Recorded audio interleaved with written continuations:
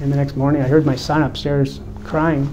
I could hear him crying, he's waking up, right? And so I reached over and hit her leg with my leg. I was like, hon, can you get up and get him, please? Like, can you get him? And I noticed how cold she was. And I just turned over and I put my hand on her, she's ice cold. And I moved the blankets and she was dead.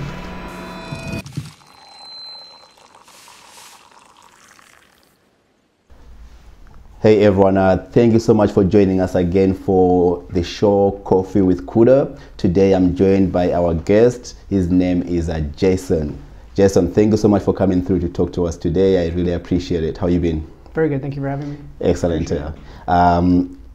We've known each other for the last about 6 months or so now. Okay. It's been a pleasure getting to know you, and I'm excited that you took the opportunity to come and talk to us and share with the youth basically your story from start to now. Thank you for asking me. Excellent. Where can we start? So talking to you, you told me what did you start using? Let's start over there maybe. When did I start using? Yeah, when did you start using? I started using with intent, probably around 11, 12, 13 years old. With 12 intent. for sure was drinking, smoking weed, marijuana. Okay. And but I mean, you know, I had taste of alcohol before that because my dad would give me alcohol when I lived with him. You know, he'd ask me to go get him a beer. I'd go get him a beer. And he's like, "Here, take a sip. You earned it." So really? You know, he'd teach me how to drink beer. Probably like 4 or 5 years old. I remember taking those sips of beer. No way. Encouraging me, you know. So I remember having that taste of alcohol. To me, growing up, you know, seeing my father with alcohol, it was a cool thing to do. It's what men did, drink, right? Were your parents married? Nope, they were. So I was a product of basically a one-night stand. I don't ever remember them together, ever. So I either lived with one or the other when I was, you know, around them. Right. Okay. And then the foster care and stuff like that. Oh, you went in foster care? So foster care. So either I'd live with them. Like, if I lived with my mom, she'd probably get too intoxicated. The only thing I remember about my mother is her being drunk. Wow. She always lived in hotel rooms, single room occupancies. So I remember her crawling on the floor, answering the door, letting strange men in. I remember a couple times my dad booting the door in and chaos happening.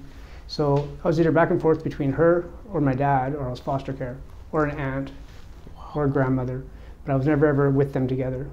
Oh, really? So I don't remember them being together. And that happened probably, you know, up until I was 8 years old, just back and forth, back and forth, back and forth, foster care, mom, dad, foster care, until my dad went to jail and I didn't see him. And then your dad went to jail? He went to jail, yeah. And you haven't seen him since? I visited him in Ocala, and I visited him in a couple of other jails. But yeah, I didn't really see him too much, so the memories I have of my mother is always drunk and not healthy. And my dad was usually, same thing, drinking and violent, and then jail. And siblings? No, I didn't have any siblings. No, wow. So. Not until I was way older. My dad remarried and had kids after he got out of jail and stuff. But okay. Yeah. So now, it said up to 8 years old. What happened? Where did you go from 9 up?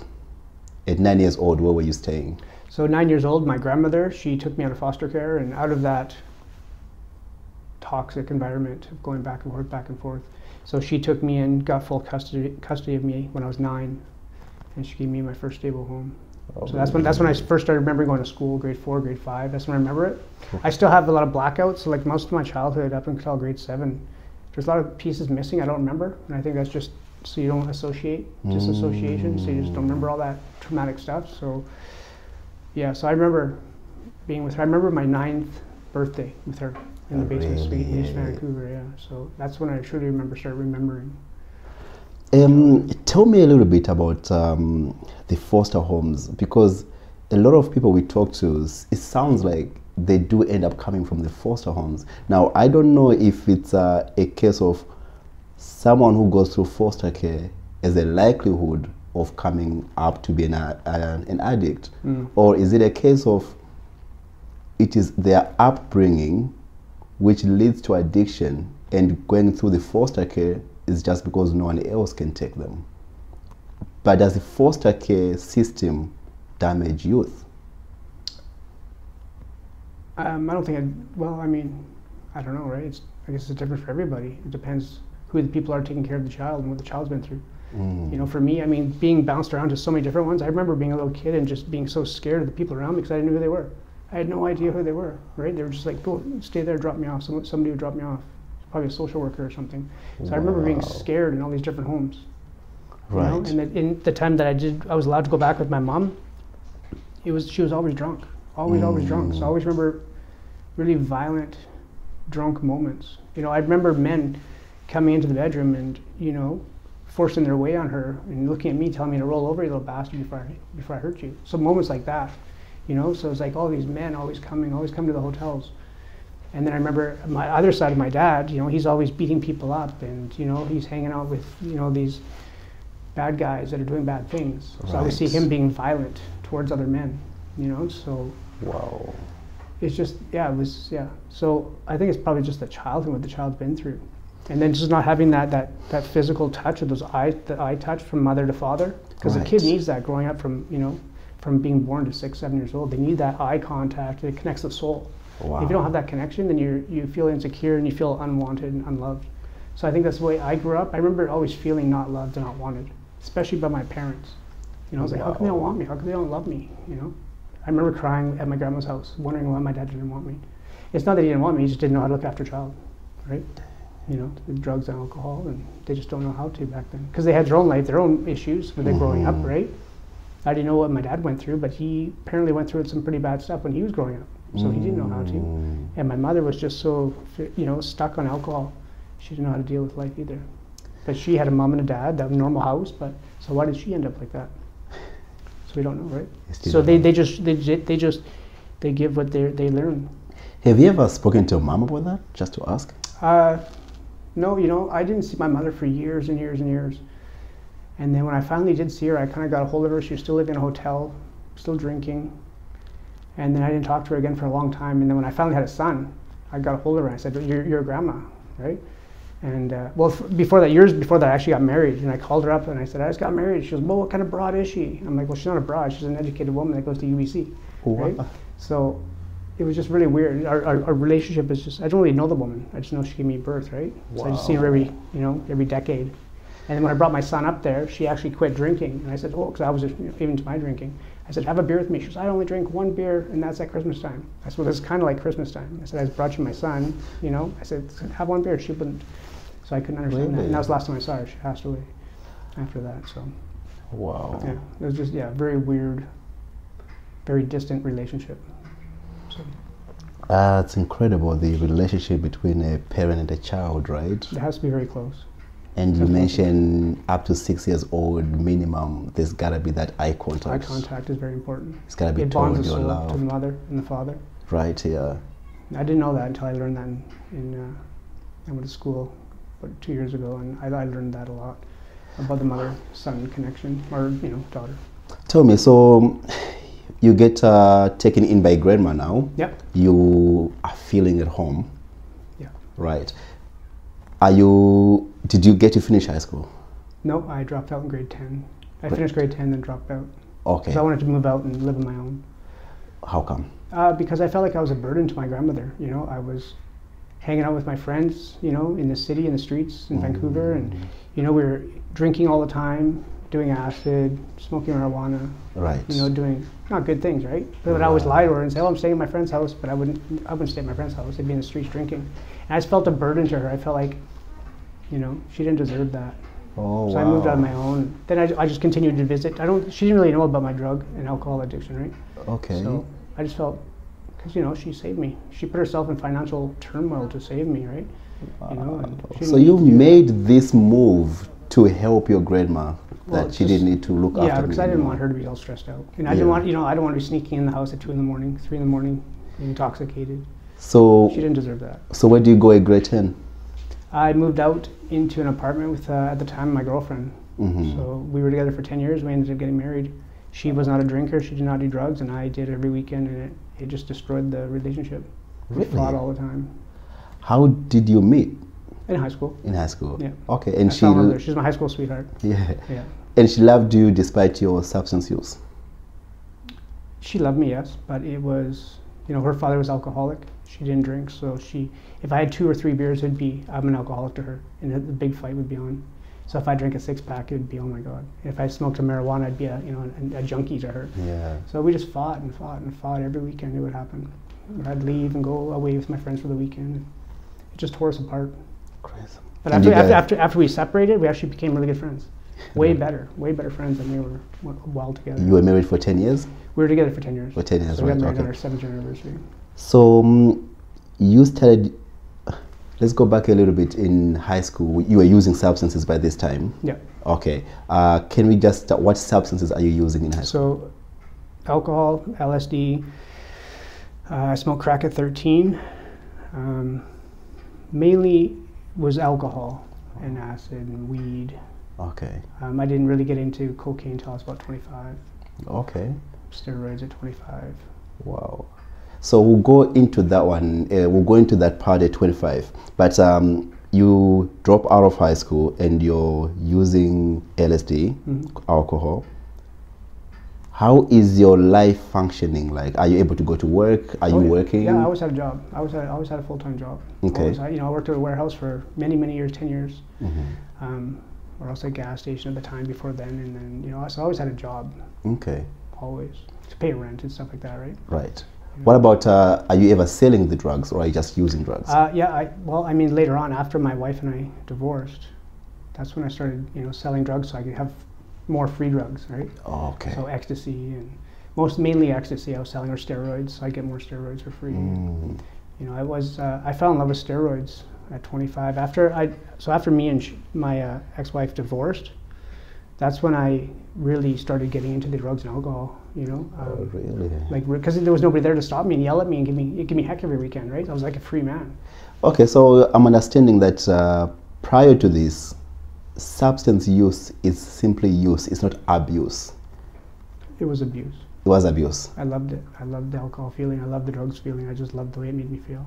Really? Loved it. Got me out of my head. It took away all those feelings of not being good enough, not being loved, not being liked, not being cool enough.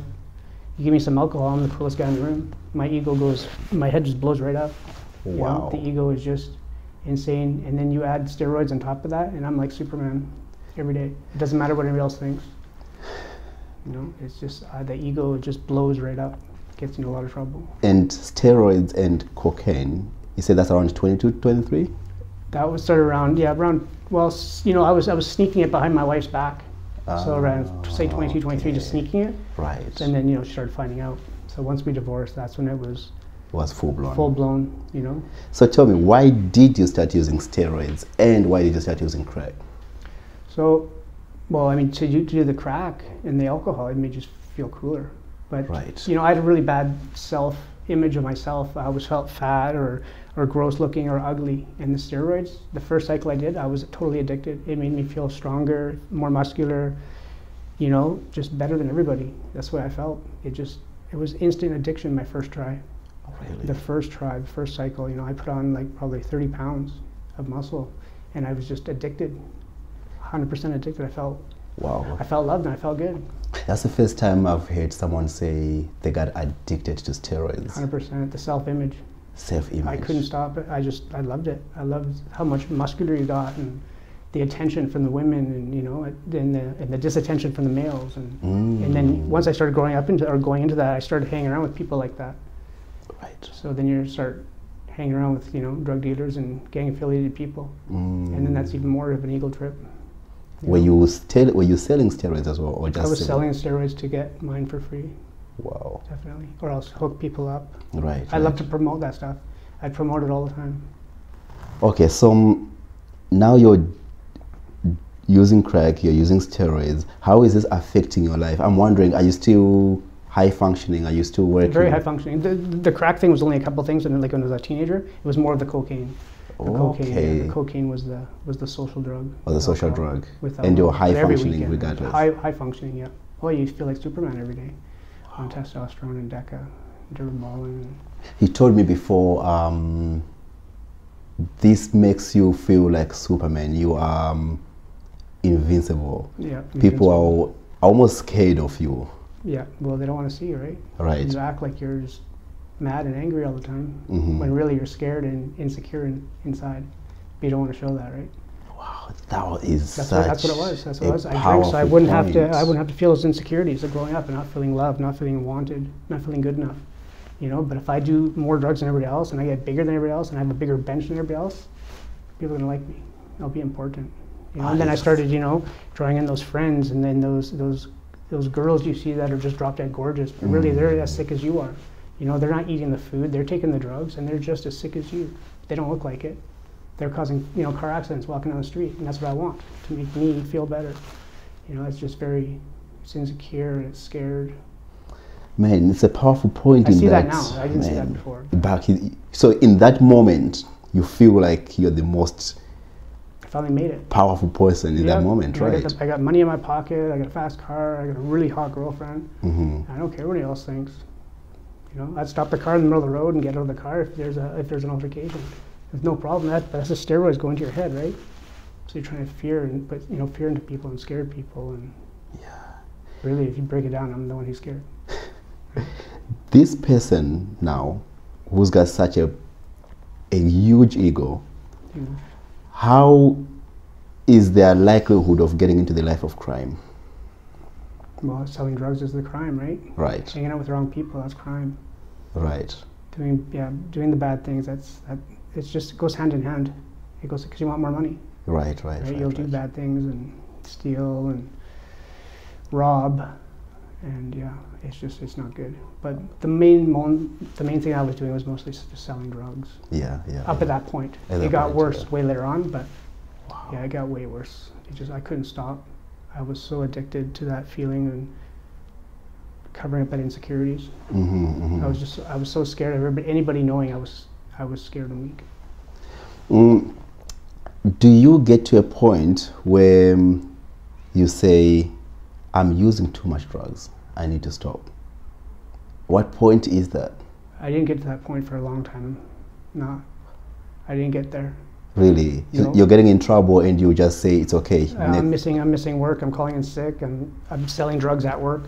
You know. Wow. I mean, you know, I'm leaving work early and not, you know, punching out in time. So I'm stealing time and money from the work. You know. Yeah, I never said enough was enough. You know, I was dating this really beautiful woman. She was half Japanese, half white. Stunning woman. Loved to sing, loved to dance. You know, we'd go into the clubs and she'd just dance, and everybody would just stare at her. And I was like, yeah, that's mine, right?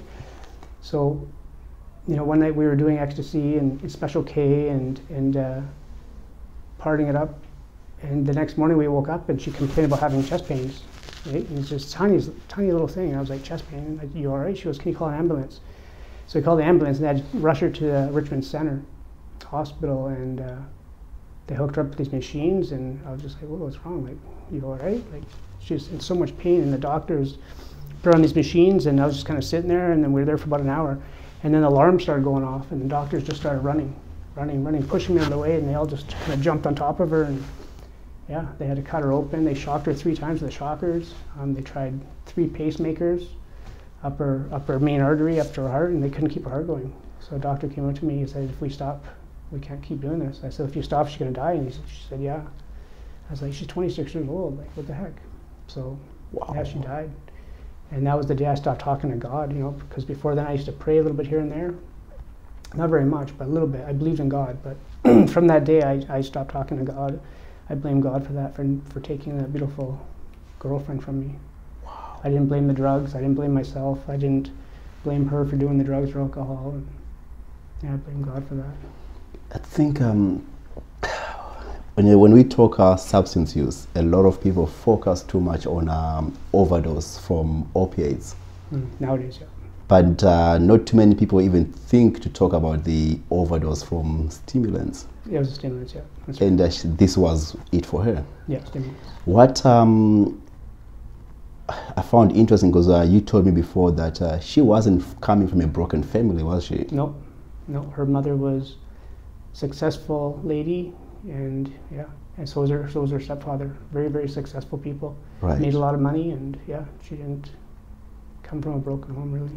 So it's very much possible to become an addict despite... Oh, yeah, it doesn't matter. It's just how you feel inside, I guess. It's just how you feel. There's usually some sort of trauma inside your soul somewhere that's happened. You know, so maybe you have the gene of alcoholism or the gene of addiction somewhere in there. That's good. Okay, so you lose her, you blame God. 100%. How old are you at that time? I was 28, I think. 28. So what do? Do you say, I gotta stop this because someone I love just died? Or does it get worse? I wish I said that. No, I got deeper and deeper into the drugs. Ended up losing my job. I couldn't go back to that job. I was there, for a little over 10 years, and everybody knew her and everybody knew me, and I just couldn't do it. I don't know. I couldn't go back there. I just decided to dive deeper into selling drugs. And you ever spent time in jail? not up until I was 40. Really? Still 10 years before then. So all this time you were successful? Not getting in trouble. Getting in trouble? That's right. Not getting caught. Yeah. Not getting caught. Okay.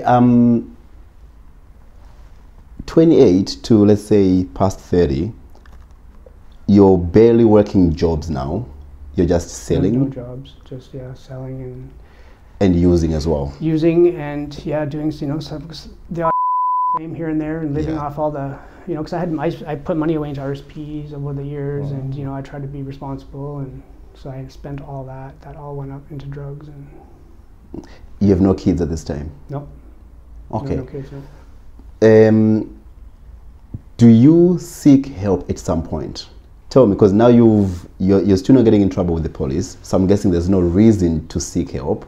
You're still making a lot of money selling the drugs and steroids. At what point do things turn around? I had a heart attack at 30 on my birthday because I did too much cocaine and steroids, too much cocaine on top of the steroids. So you had an overdose? I had an overdose, a major heart attack at 30 on my birthday, and that still wasn't enough. As soon as I left the hospital, I went home.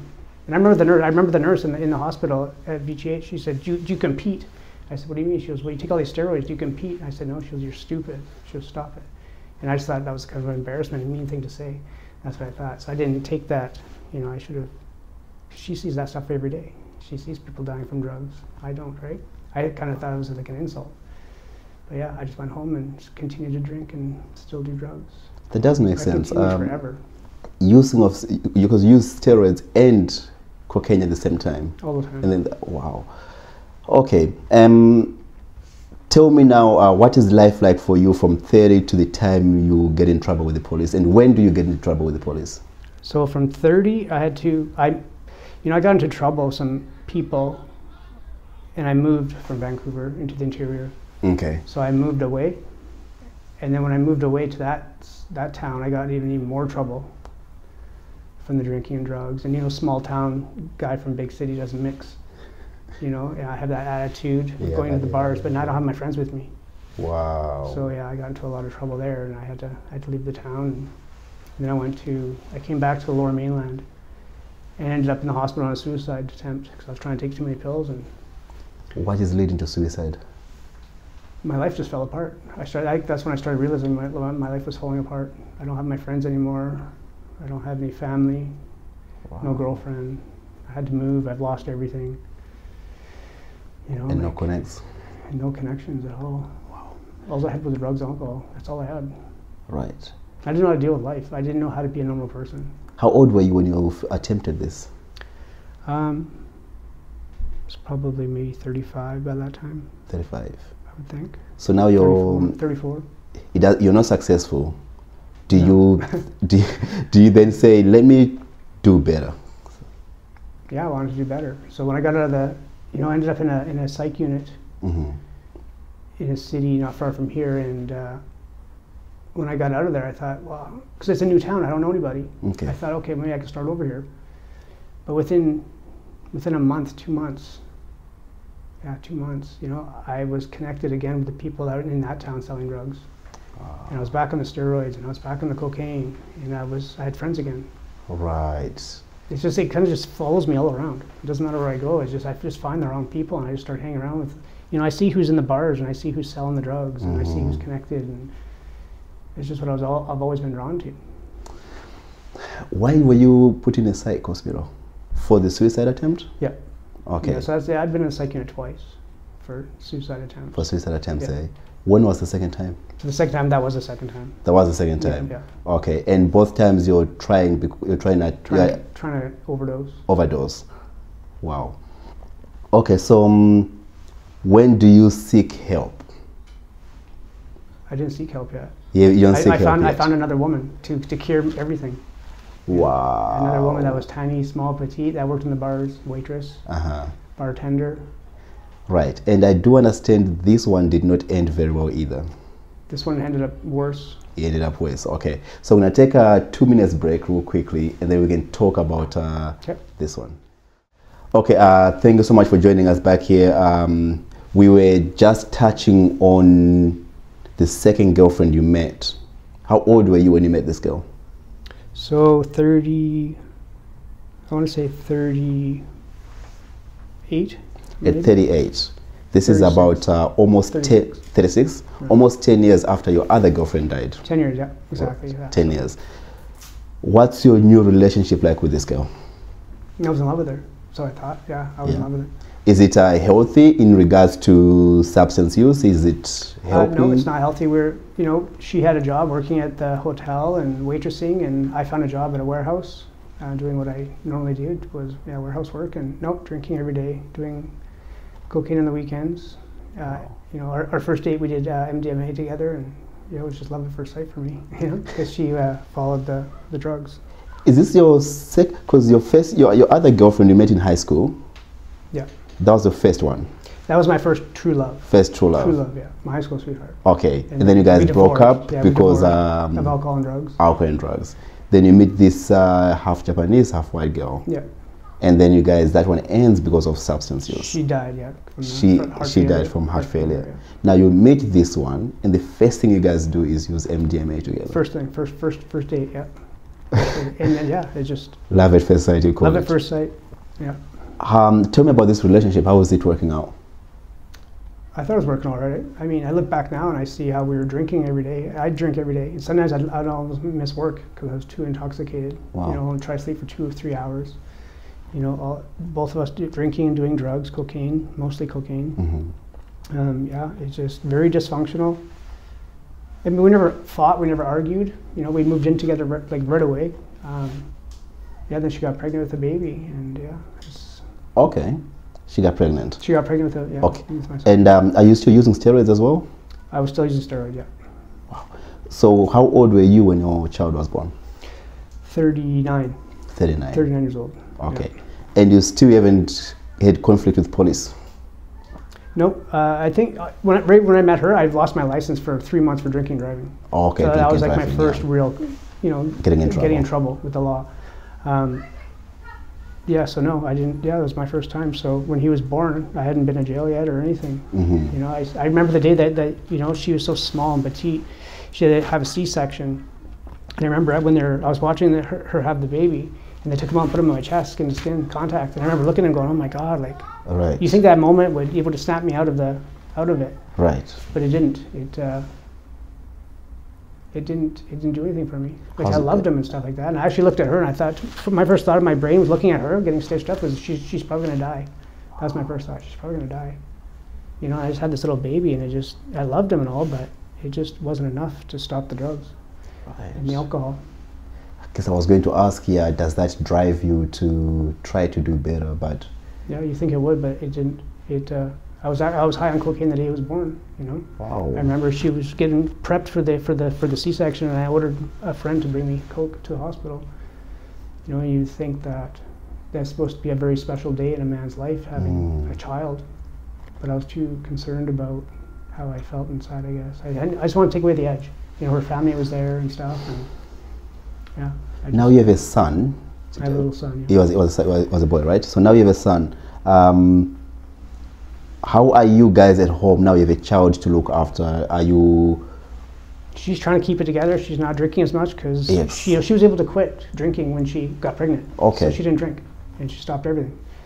But as soon as she had the baby, she'd drink a little bit of wine, but she was breastfeeding, so she wouldn't drink so much. Okay. But I was still drinking and doing cocaine and going to work, and Right. She had endometriosis, which is a really painful problem for women, I guess. So the only time she was free of the pain is when she was pregnant. Wow. And she, one night, a week before Christmas, 2014, she goes, "Can we get some coke so I can get rid of the pain?" And I thought to myself, well, if you get cocaine, if she wants it, maybe we can make love because it's so painful for her, right? So yeah, got the cocaine and made love. Her grandmother was over, her brother was over for Christmas, so it was a week before Christmas. And did the cocaine obviously secretly in the house. Okay, right. Kids there. And how old is your kid at this time? so my son is 14 months old. At this time? Yeah, 14 months old, yeah. And she had a daughter that was 6 years old at the time. And yeah, so the coke, we all went to sleep, made love. I went to sleep, and I remember in the middle of the night, I remember her breathing like that, but I was too intoxicated. I just kind of rolled back over. And the next morning, I heard my son upstairs crying. I could hear him crying, he's waking up, right? And so I reached over and hit her leg with my leg. I was like, hon, can you get up and get him, please? Like, can you get him? And I noticed how cold she was. And I just turned over and I put my hand on her, she's ice cold. And I moved the blankets and she was dead. So overdose. And my son was upstairs crying. Her daughter was there. Grandmother's, her brother, the whole family was there, and I didn't know. I was like a week for Christmas, and I was just like, this happened again. Like, what the heck? So I got up and I didn't know what to do. I was just like, oh my gosh, she's dead. Like, I can't believe this happened. So I tried to hide the cocaine and hide the mirror and sweep everything all off. And I went outside and I told her brother, I said, your sister's dead, man. We got to call the police. And he just lost it. He's young. He's 24 years old, 25 years old. And my son's upstairs, and I had to call the police. What else am I supposed to do, right? And so the ambulance came, the investigators came, police came, the rest of her family came, and. Do you open up that the police were in the house. It was a death, so there was investigators all over the place. They're inside the bedroom. She's still on the bed. They're tearing my bedroom apart. They're finding drugs. They're finding, stuff. So, and I had to tell them honestly, man. But before I called the police, I drank alcohol. I had to calm myself down, right?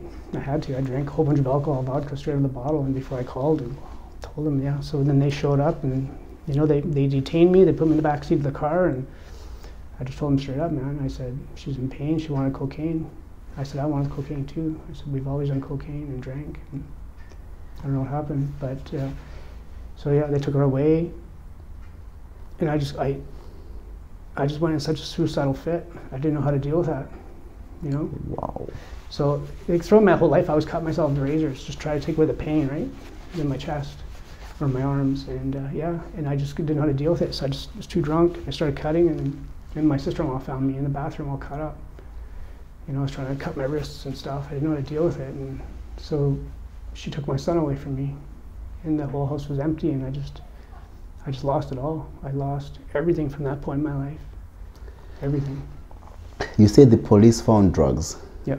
But was it a lot of drugs? Not a lot of drugs. It was just personal use. So you can't be charged for intent? No. No. No. Wow. Okay. But They did an autopsy on her to find out why. So she was anorexic. She didn't eat very much. She was only 80 pounds. She's only 4'10", really small. But they found cocaine in her system. They found her methadone. She drank her brother's methadone, which I didn't know was in the house. She couldn't sleep from the cocaine, so she went to her brother's bag, who was visiting, and drank his methadone, and that's what killed her. So they classified it as an overdose suicide. That's what they classed it as. And so her family took my son, and it was just empty from there on. That's when I lost everything then. The family took the son. The son didn't go for foster care. No, they took him right away. So her sister took him. Yeah. Thank God. Wow. Today I'm happy for that. I signed papers. I didn't know what I was signing, so I signed away 100% of my rights to him. So I had no longer access to him at all. It was for the best at that point in time. It was for the best. Because that's when we had a mortgage. We had brand new vehicles, two vehicles. I lost everything to the bank. They just took everything. The house, so I had to sell the cars. Her family took the cars, and that's when I ended up homeless on the streets. You had a mortgage. You were married. And overnight, everything is going away. Well, slowly over a couple of months. I was just in the house by myself. Yeah. Power was off. Power. I was just drinking alcohol and doing drugs by myself. And you're not working anymore? No, I lost everything. Okay.